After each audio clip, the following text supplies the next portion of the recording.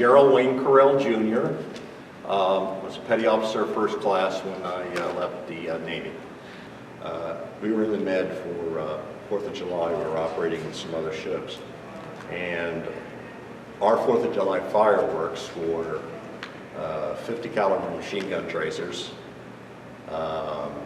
white phosphorus shells, and all the ships lined up, even the, we had a couple British ships with us and whatever, and we actually put on our own 4th of July fire show. And that was very interesting.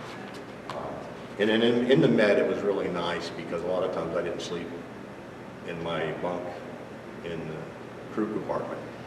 I would go up on one of the upper decks and sleep outside under the stars because you're in the middle of the ocean. You see everything. And you have an unobstructed view, no light of the stars and the heavens and the sound of the water running down the ship. You know, it just is very calming, and it's one of my favorite memories of the ship. And my actual bunk was right on the water line, so I always had that sound. And when I got out of the Navy, I missed it. I had a hard time going to sleep because I just didn't have that sound anymore. It just kind of lulled you to sleep. So that was a wonderful, wonderful memory. And as Sonarman, we used to, we had a tape deck, reel to reel.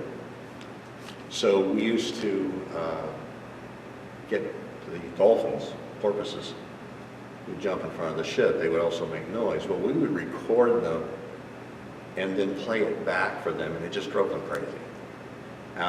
You know, and at night you would see the phosphorescence of the sea life. I forget what they're called, but as the ship breaks the water, the bow of the ship, and in the wake, you would see this green glow from these sea creatures. And as a sonarman, we would, when we stand night watch, it was really eerie because there's a lot of things. We learned, I was at the end of where we actually learned to recognize things by the sound they gave off. Today's sonar, it's all digital, not analog. So we learned, you know, what certain whales sounded like, things like that. And there was one sound we think was, it's made by something geologic, but we called it the screaming woman. And every once in a while you're on a mid-watch, and all of a sudden you'd hear this high-pitched scream. And it did, it sounded just like a woman screaming. And it would just wake you right up.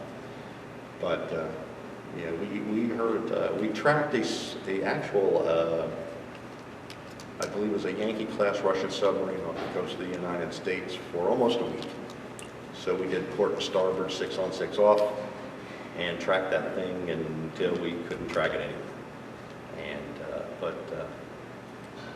it was interesting. I learned a lot about oceanography, weather, sea state conditions, and things like that, and took all that information and knowledge and was hired right out of the Navy from Mayport when I decided to get out to work for RCA Astro Electronics in Hightstown at the time, who built the satellites, civil defense, weather satellites, commercial satellites, and that got me into some really nice jobs afterwards. And I ended up actually still supporting the Navy, eventually as part of naval engineering out of Morristown, working on the Aegis systems. So I learned a lot in the military. Didn't get to go to college, but I did a lot of things that engineers did, and I was very happy for the experience.